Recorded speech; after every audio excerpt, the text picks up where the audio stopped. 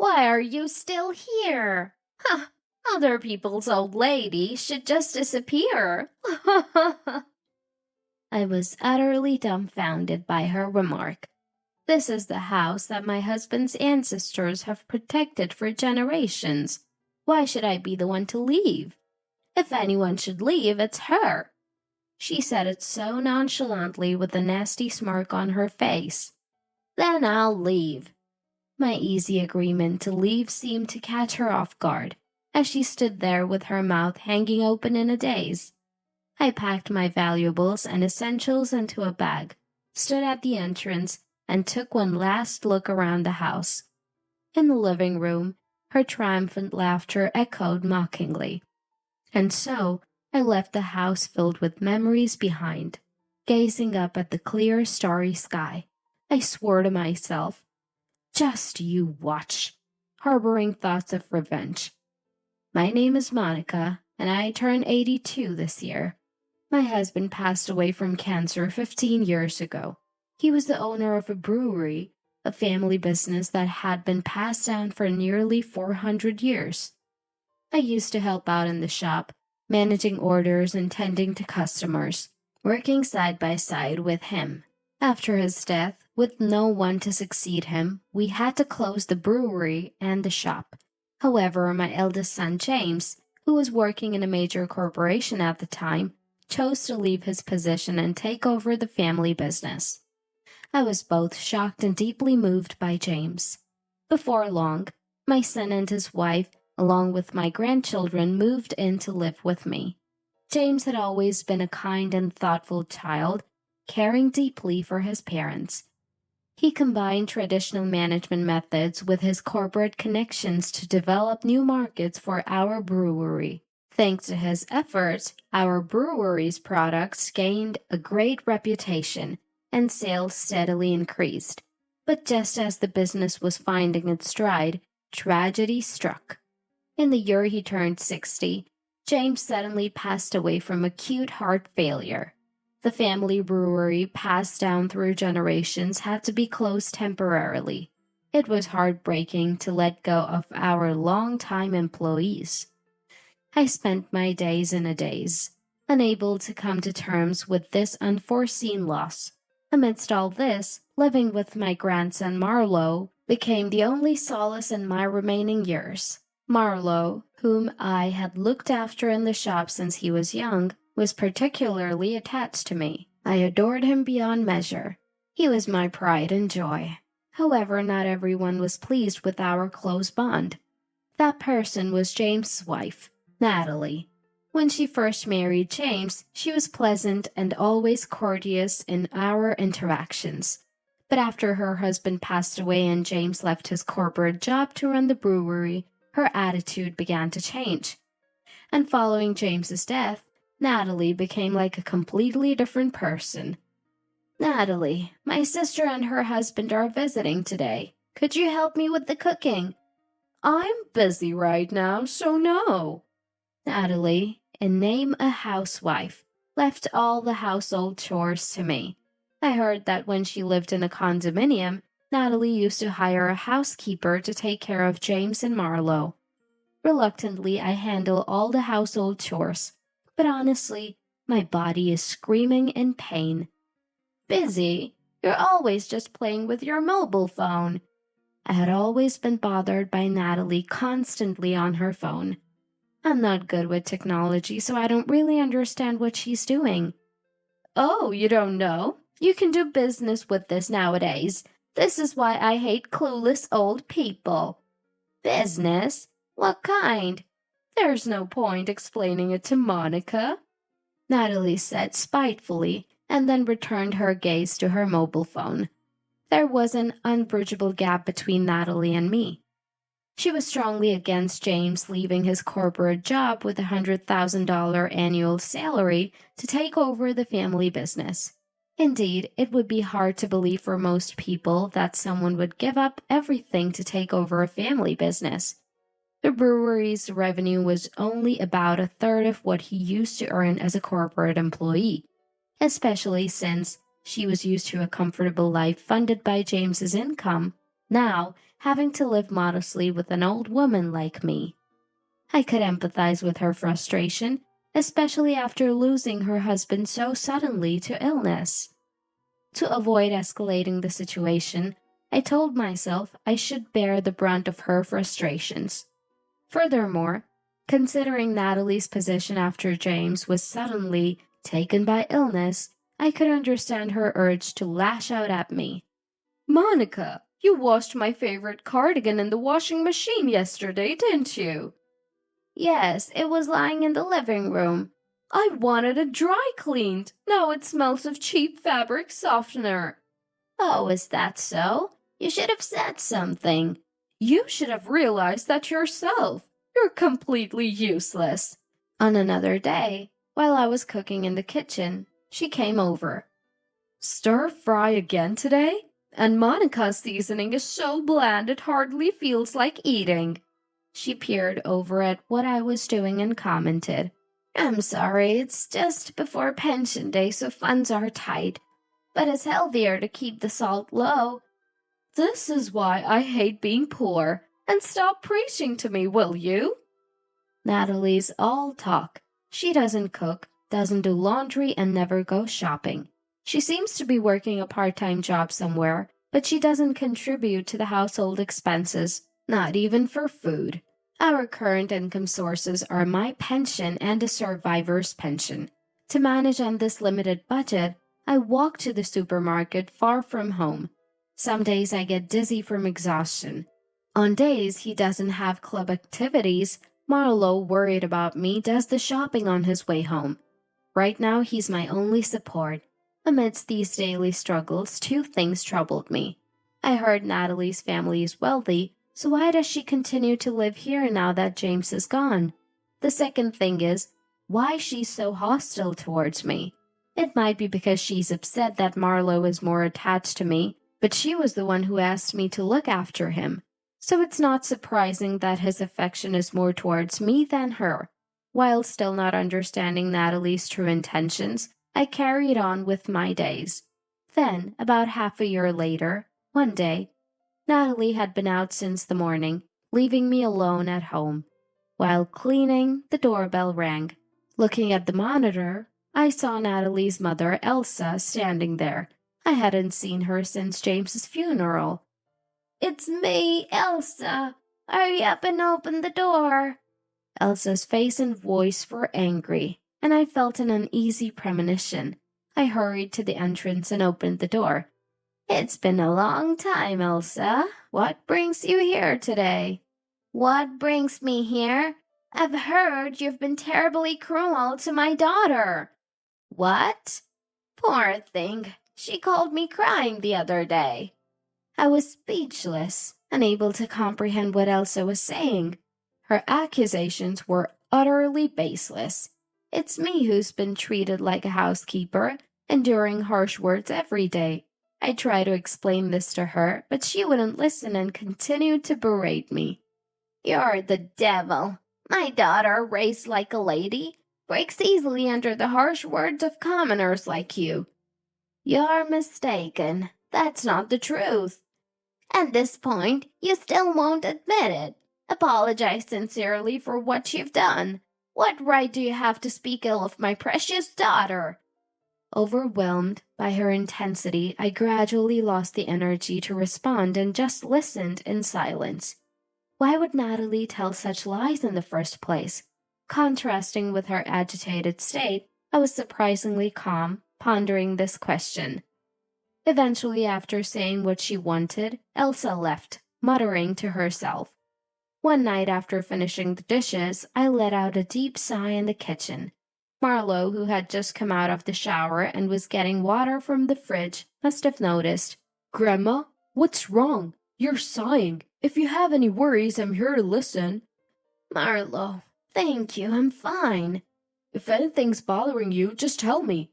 I'm on your side, Grandma." Marlowe is such a kind boy, always concerned about me. Honestly, I was physically and mentally exhausted. His kind words nearly brought me to tears, but I didn't want to worry him more, so I held back. His strong words of support gave me the courage to take a step forward.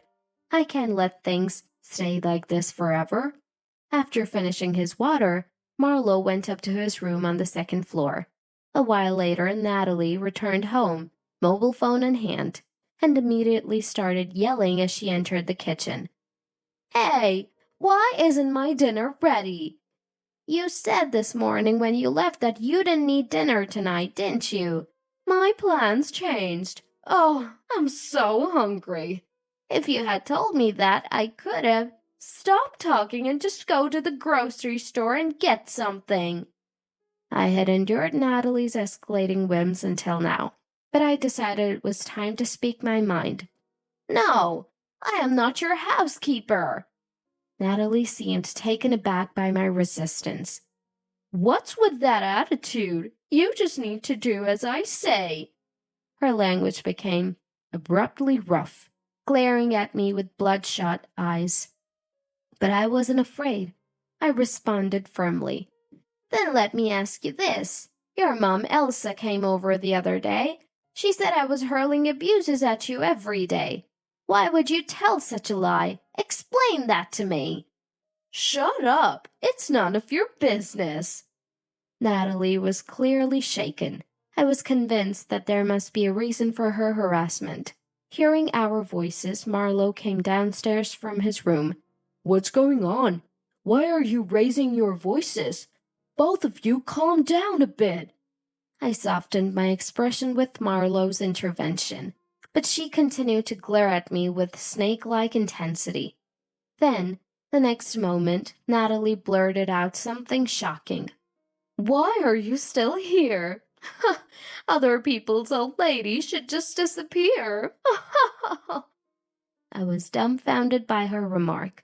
This is the house that my husband and his ancestors had protected for generations. Why should I be the one to leave? If anyone should leave, it would be Natalie. She said it nonchalantly with a nasty smirk on her face. I felt anger rising within me, threatening to take over. Then, in the next moment, Marlowe whispered something to me quietly. After hearing his murmur, I nodded and took a deep breath. Then, I'll leave. My quick arrangement to leave seemed to catch her off guard, as she stood there with her mouth agape. I packed my valuables and essentials into a bag, stood at the entrance, and looked around the house. In the living room, Natalie's triumphant laugh echoed. And with that, I left the house filled with memories. Looking up at the clear, starry sky, I swore to myself, just you watch, harboring thoughts of revenge. My destination after leaving the house was my sister and her husband's place. They have no children, and upon hearing my story, they welcomed me warmly.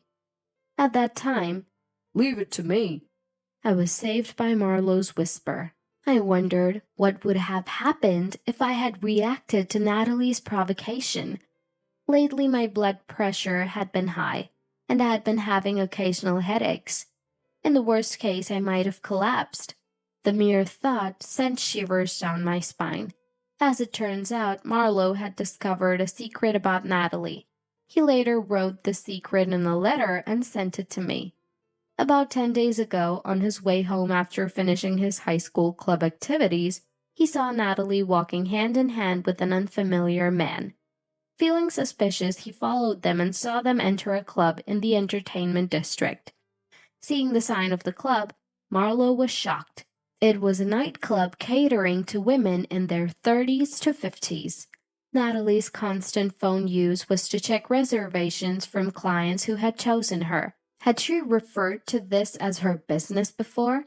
Nevertheless, pushing household chores onto me and neglecting her child to drink with strange men was utterly distasteful. I felt an overwhelming urge to retaliate immediately. When I mentioned this to Marlowe over the phone, he advised against it, urging me to stay calm. Heated by his warning, I reflected. Firstly, I needed to understand the true reason why Natalie was trying to anger me. Acting rashly now might obscure the truth. Besides, without concrete evidence, she could easily deny everything. So I decided to call Natalie, aiming to observe her reaction and coax out her true intentions. Yes, what is it? Natalie, I wanted to ask you something. Someone I know mentioned they saw you walking in town with an unfamiliar man. What? You must be mistaken. That's impossible. Really? Because there aren't many tall women like you around here. It's a mistake. Do you have a problem with that? Natalie's tone was forceful, but she clearly seemed agitated. It was obvious she was hiding something she didn't want known. A glimmer of light pierced the deep fog in my mind. A few nights later, perhaps thinking she was being probed because of my phone call, Natalie was talking on the phone in the living room. Marlowe secretly listening in. It appears she was talking to Elsa. Mom, Monica seems to be snooping around. I wonder if it's safe. It would be troublesome if she found out about the matter. Well, yeah, that old lady can't do anything. Though the response wasn't audible from Marlowe's account, I realized Natalie and Elsa were conspiring for some purpose and had been verbally abusing me. This was unforgivable. I decided to seek help from my brother-in-law Elias to get confirmation. He's a retired police officer who now runs a detective agency for the underprivileged. I arranged to meet with Marlowe and visited Elias's office to discuss everything. He listened to the situation and readily agreed to help. I understand the situation. We need to proceed with caution. I'll start by inquiring with the relevant parties. I feel bad asking you for this, Elias, but please help me. We then meticulously planned our next steps. 3 days later, I invited Natalie to a cafe near the house. What do you want? I have a meeting with someone soon. It won't take long. After you called me an outsider the other day, I had an epiphany. I might not have much time left, so I've decided to leave all the property of the house to you and Marlowe. Her arrogant posture changed as she leaned forward, her eyes sparkling. Really? Yes, as proof, let's both sign this document. She signed the document eagerly without any hesitation.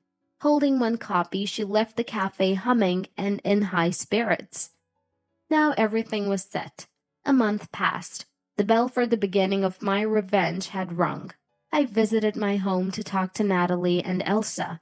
The house, which I hadn't seen in a while, was poorly cleaned, with trash scattered around. The garden was overrun with weeds.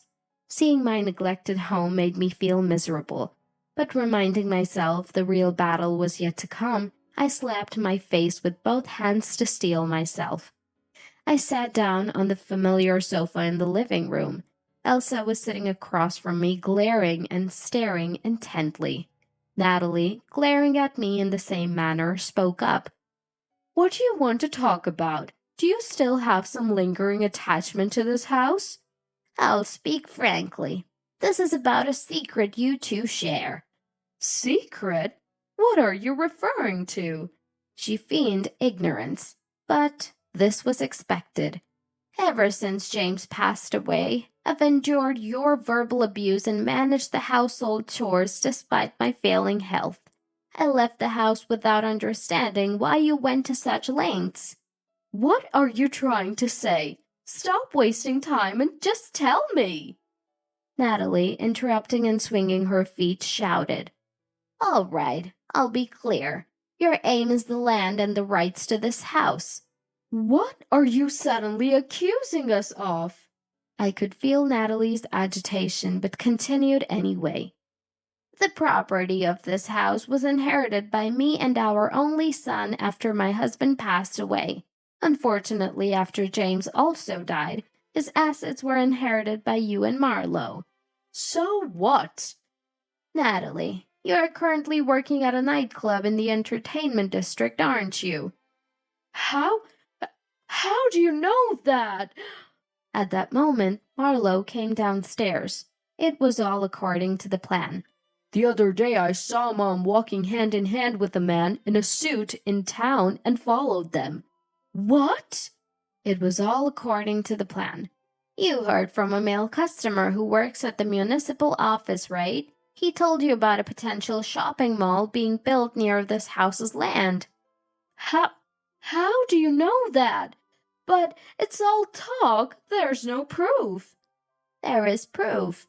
Elias tracked down that man from the office, and under the condition that we wouldn't inform his superiors, he confessed everything. I recorded the whole thing on my mobile phone. Marlowe played the video on his phone. This can't be real.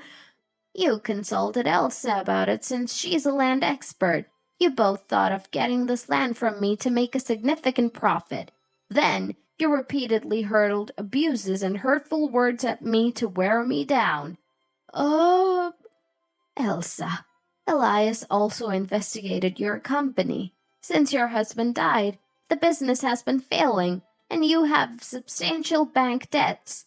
Acquiring this land and selling it when the price soars could bring in enough money to pay off those debts. Ah! Your previous visit to my house was not just to hurt me, but also to scout this land. Well, that's, The two couldn't find words to escape the situation and hung their heads. Suddenly, Natalie came to my feet and clung to me. Monica, I'm so sorry for everything I've done. I genuinely regret it. Please forgive me. What a strange thing to say. I don't have a daughter, not even by marriage. After all, you and I are strangers. Look. I showed her the document we had signed. Apparently, she was so elated when signing it that she hadn't checked the content thoroughly. She might have misunderstood that I was gifting her my assets, but there wasn't a single line in the document stating such. Even if it was claimed to be verbal promise of a lifetime gift, such a contract made on a verbal promise can be unilaterally revoked by me. The document stated that Natalie and I are strangers and shall have no further relations. Seeing this, she began to tremble and sob. Elsa also collapsed to the floor, utterly distraught. The fog in my heart cleared, and I felt a refreshing sense of relief. Natalie, as per the document, had to leave the house. She's now staying with relatives. Additionally, it seems she was fired from the nightclub for revealing client information to the manager. Natalie, anticipating profit from the sale of this house's land, extensively used her credit cards, resulting in substantial debt. She's struggling with various part-time jobs and unable to see a way out of her debt. The relatives discovered Natalie had accumulated a large amount of debt from them. She begged not to be thrown out and is now staying as a housekeeper in their home, out of their pity. I heard she is living in a pitiful state, unable to afford meals and surviving on 1 meal a day, sometimes just on leftover bread she gets for free. Elsa's real estate company went bankrupt, and their home, which was mortgaged, was seized by the bank. Currently, she and Natalie are living with relatives. I heard they are lectured daily about Natalie's reckless spending being a result of poor parenting, leading them to a life of tears. Hearing this, I thought it was just a coincidence. Both are pitiful. 5 years have passed since then. The plan for a shopping mall near our home was abandoned 2 years ago, and I am living healthily in this beloved house. Marlowe, who went to university, has expressed a desire to revive the family brewery and shop, studying about alcohol there. He has now taken over my husband's brewery. Former employees wishing to work for Marlowe have returned. Despite the twists and turns in my life, seeing Marlowe working happily with everyone makes me feel that everything has been worthwhile. The brewery has come to life again, and I am glad that I followed my convictions and acted accordingly.